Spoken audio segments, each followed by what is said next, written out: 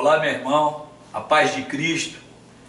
Nosso canal Investigação Bíblica, Mistérios Desvendados, trazendo mais um tema para você. O nosso tema hoje é milagre e fé. Normalmente, as igrejas usam a fé para ver o milagre. Mas fé não é para ver alguma coisa. Fé é aquilo que você tem que buscar ter, dar manutenção, manter-se firme nela por aquilo que você não vê, exatamente por aquilo que você não vê, buscando aquilo que é de mais importante através da fé, a vida eterna mesmo. Então uma coisa é milagre, outra coisa é a fé.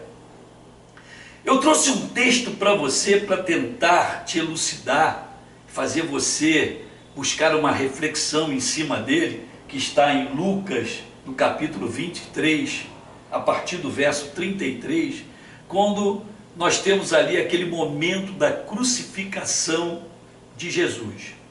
Eu vou ler rapidamente para você a partir do verso 33. Quando chegaram a um lugar conhecido como Caveira, ali o crucificaram com os criminosos, um à direita e o outro à sua esquerda.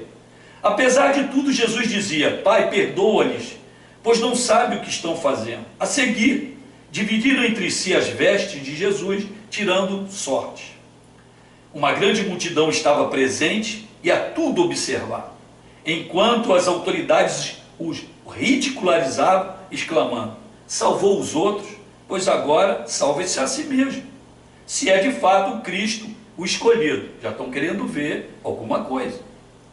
Em Lucas 23, 36, seguindo, diz: da mesma forma, os soldados se aproximaram e também dele zombavam, oferecendo a ele vinagre, e o provocavam: se tu és o rei dos judeus, salva-te a ti mesmo. Também havia sido afixada uma inscrição acima dele, onde se lia: este é o rei dos judeus. Um dos criminosos que ali estava, crucificados, esbravejava insultos contra ele: não és tu o Messias? Salva-te a ti mesmo e a nós também.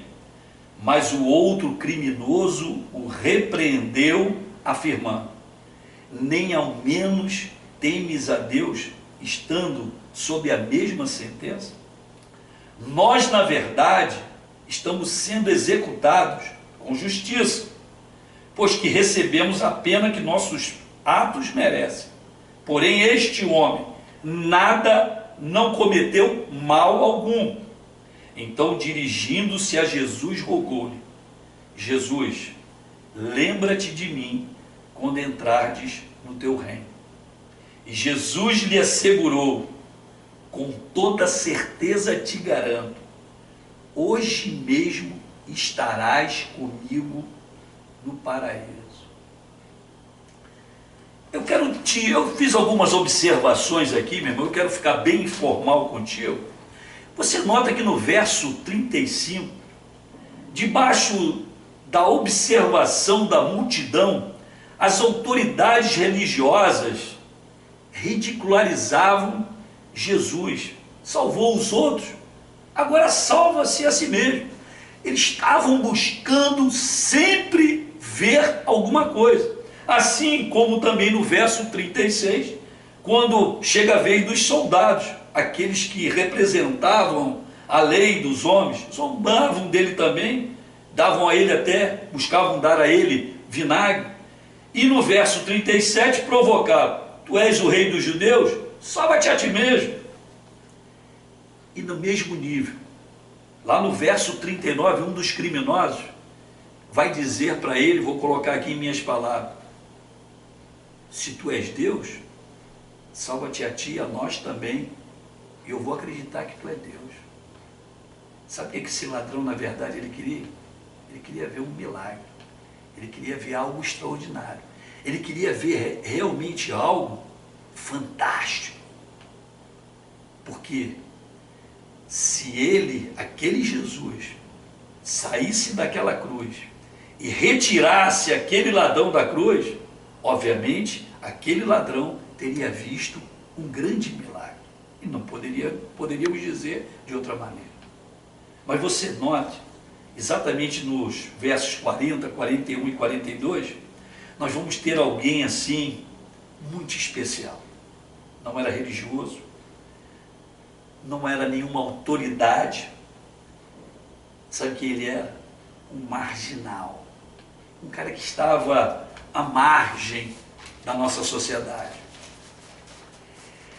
O que eu quero colocar para você pensar, meu irmão? Enquanto um criminoso tentava salvar a sua carne para ver o grande milagre, o outro buscava salvar a sua alma, já por uma questão de fé. Ele começou a enxergar algo como guiado pela fé e não mais guiado por vistas. Porque aquele ladrão, aquele que zombava, ele queria que Jesus descesse daquela cruz e descesse ele também. Mas o outro já não estava preocupado com isso.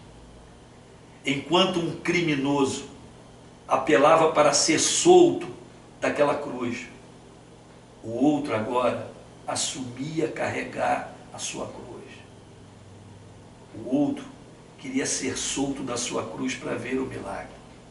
O outro assumia a sua cruz para ver exatamente o maior milagre que não pode ser visto sem a fé. Sem a fé, porque não está dentro do âmbito do tempo. Exatamente o que iria ocorrer com esse homem não viu dentro do Cronos, ele só vai ver dentro do Kairos. A fé dele estava sendo usada exatamente com um outro fim. Enquanto um criminoso ansiava continuar vivendo nesse mundo temporal, o outro aproveitou a oportunidade para viver no mundo eternal. Ele não estava buscando mais ver nada para esse mundo, neste mundo. Ele buscava algo através agora de uma fé que se agigantava dentro dele, se apoderava dele, quando ele começou a perceber naquele que estava ao lado dele algo diferente de tudo aquilo que o mundo poderia lhe oferecer. Enquanto um criminoso investiu todas as suas fichas para viver no reino desse mundo e acabou morrendo, o outro aceitou a sua morte, acabando por receber a vida eterna. A fé, meu irmão, ela gera vida, mas vida eterna. Se você parar para analisar, todas as vezes que Jesus curava alguém, ele dizia: a tua fé te salvou. A fé, irmãos, ela não pode ser banalizada por a tua fé te curou. A ciência cura, as plantas curam, alimentos curam, mas a fé salva, meu irmão. A fé é a única coisa que te leva a receber a salvação. Não há possibilidade de nenhuma ciência, de nenhuma erva, de nenhum tipo de alimento te salvar. Ela pode até te curar, mas quem te salva é Cristo Jesus, pela fé, que é exatamente isso que você deve estar dando importância. Enquanto um criminoso queria livrar-se daqueles pregos, o outro, na verdade, queria livrar-se de si mesmo. Meu irmão, todo mundo quer retirar-se de um problema, e ele chama isso, quando é retirado daquele problema, de milagre. Mas a fé, ela superabunda numa intenção, numa solidificação, em algo que transcende aquele que é guiado por vista. Porque quando você é guiado por vista, você está sempre dentro do âmbito do temporal. Mas quando você é guiado por fé, meu irmão, você entra no atemporal, você entra dentro do âmbito da eternidade. Enquanto um criminoso buscou arrogantemente arrancar a sua dor, o outro assumiu a sua dor pelo reconhecimento dos seus pecados. Esse ladrão até parece um pouco com Jesus, se nós fizermos uma análise. A diferença é que Jesus, quando morreu, ele morreu pelos pecados de todas as pessoas. Mas aquele ladrão, pelo menos, ele morreu pelos pecados dele. É óbvio que Jesus estava morrendo pelos pecados exatamente para conduzi-lo à vida eterna. Mas ele pagava exatamente pelos seus pecados. O que eu quero colocar para você aqui, meu irmão, para você pensar, para você analisar, não use a sua fé para ver o milagre. Se Deus fizer, Ele é Deus. Se Ele não fizer, Ele tem que continuar sendo Deus na tua vida.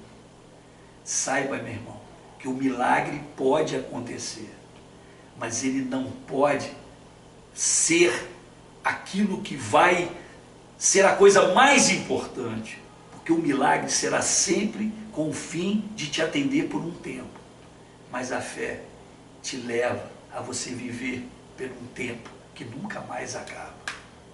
Fé, meu irmão, você só pode ser guiado por fé quando você não busca ver alguma coisa.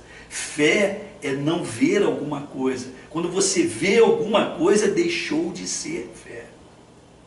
Não mude, não use milagre associando milagre e fé. Um criminoso ali buscou o seu milagre para continuar nessa terra. O outro buscou o dono do milagre através da sua fé ali demonstrada para alcançar o reino dos céus. Irmão, a fé te leva a um lugar diferente do que o milagre. O milagre da religião será sempre para ser visto por esse mundo. O milagre de Deus será sempre pela fé, que nunca pode ser visto, mas que nos conduz à vida eterna. Porque vistes, crestes, Tomé. Porque você viu, você agora crê, Tomé. Bem-aventurados os que não viram. Bem-aventurados aqueles que exerceram a sua fé. Bem-aventurados são esses que não viram, mas creram. Nós não somos guiados por vistas, ou seja, eu não sou guiado por milagres que eu esteja vendo. Eu sou guiado por uma fé que eu aguardo pacientemente, com muita esperança, para um dia estar como aquele ladrão que Deus garantiu a ele lá naquela cruz. Hoje mesmo tu estarás comigo no paraíso. Esse aí é o meu milagre, meu irmão. Que Deus te abençoe, que Deus te guarde, que você possa estar curtindo o nosso canal Mistérios Desvendados. Estamos aí diante dessa investigação bíblica. Essa investigação bíblica para levar você sempre a um entendimento maior, para que você use a verdade de Deus, não de forma corriqueira, não de forma banal, sempre voltada para um entendimento maior, que sempre te conduzirá à vida eterna. Que Deus te abençoe e obrigado.